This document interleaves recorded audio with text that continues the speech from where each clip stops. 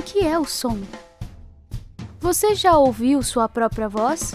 Você já viu sua própria voz? Tubo de Rubens. Alguns tomam a descoberta e domínio do fogo como parte imprescindível da evolução humana. Outros dão tamanha honraria ao desenvolvimento da fala e da comunicação. Nós vamos reunir os dois num incrível experimento, capaz de desvendar a natureza do som. Um tubo metálico, com várias perfurações na parte superior. Em um dos lados é presa uma mangueira que libera o fluxo do gás inflamável. No outro lado, um alto-falante que produz o som, e uma membrana elástica que impede a saída do gás de dentro do tubo. Esta é a estrutura do tubo de Rubens. Mas daí, para fazer o fogo obedecer à sua voz, ou dançar conforme a música, é preciso entender um pouco mais sobre o som. Quando falamos, nossas pregas vocais se movimentam, vibrando o ar que passa pela garganta. Essas moléculas de ar que estavam vibrando por causa das pregas vocais fazem as moléculas vizinhas vibrarem, que fazem as vizinhas delas vibrarem, e assim por diante até chegar ao nosso ouvido. O som que ouvimos nada mais é do que a detecção desses movimentos de vai e vem das moléculas do ar. O mesmo acontece com o alto-falante. Cada molécula que recebe um impulso se choca, por sua vez, com a molécula da frente, e assim sucessivamente. O curioso é que, mesmo após essa perturbação nas moléculas, elas vibram, porém voltam para a posição inicial. Esta perturbação é chamada de onda, neste caso, onda sonora. Já que esta perturbação se propaga através das moléculas, o que acontece quando ela encontra uma barreira? Ela volta, como uma bolinha jogada contra a parede. Este fenômeno é o que chamamos de reflexão de ondas. Quando uma música é tocada, o alto-falante transmite continuamente o movimento de vai e vem para as moléculas. Para entender como funciona dentro do tubo, vamos começar desde um pulso simples. Observe o movimento das moléculas em destaque.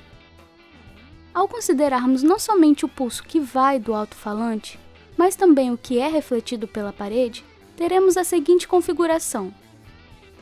Este movimento, resultante da interação entre os pulsos, é o resultado da interferência entre eles.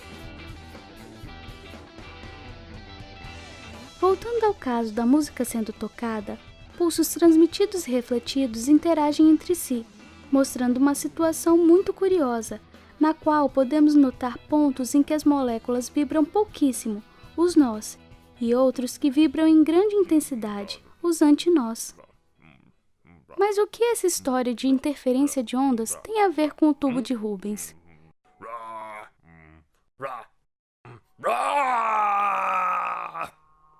Não ajudou muito ainda, né?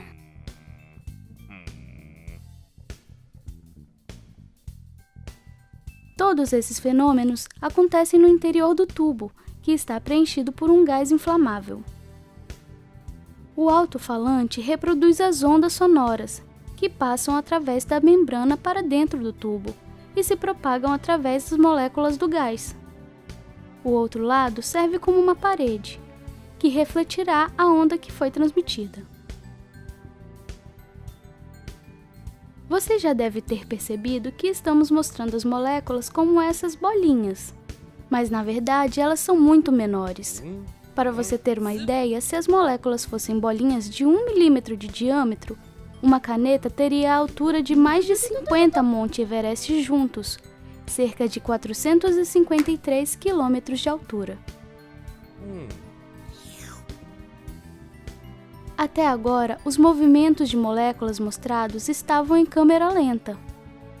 Para entender a variação observada na altura das chamas, vamos levar o que aprendemos à velocidade em que as coisas realmente acontecem.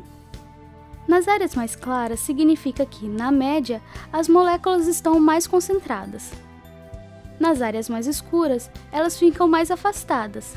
Devido aos furos do tubo, nas regiões de maior concentração escapam mais moléculas de gás, alimentando mais as chamas.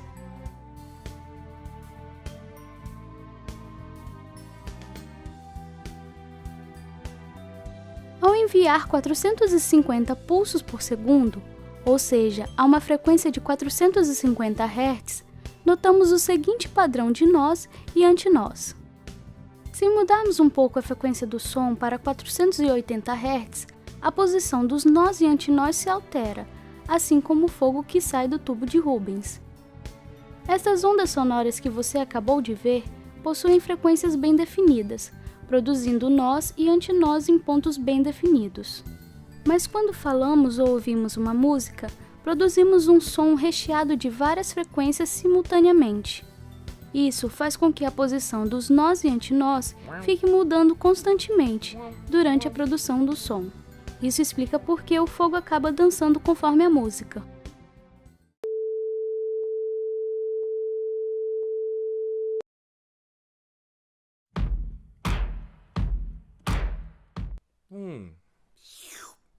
Agora você já sabe um pouco sobre o que acontece dentro do tubo de Rubens. Se você quiser saber como construir um tubo de Rubens, acesse showdefisica.org. Colocar sons com frequências fixas no tubo de Rubens é muito instrutivo, e já entendemos como acontece. Vamos direto ao que interessa: música!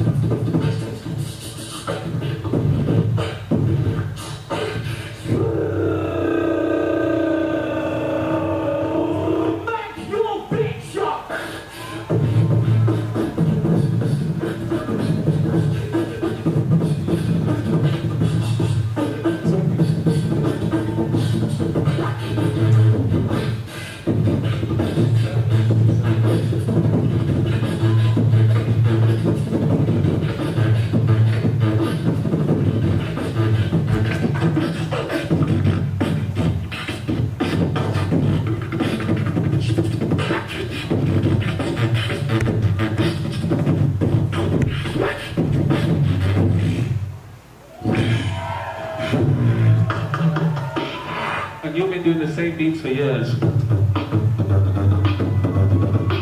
Ain't nobody got time for that. E eu quase ia me esquecendo.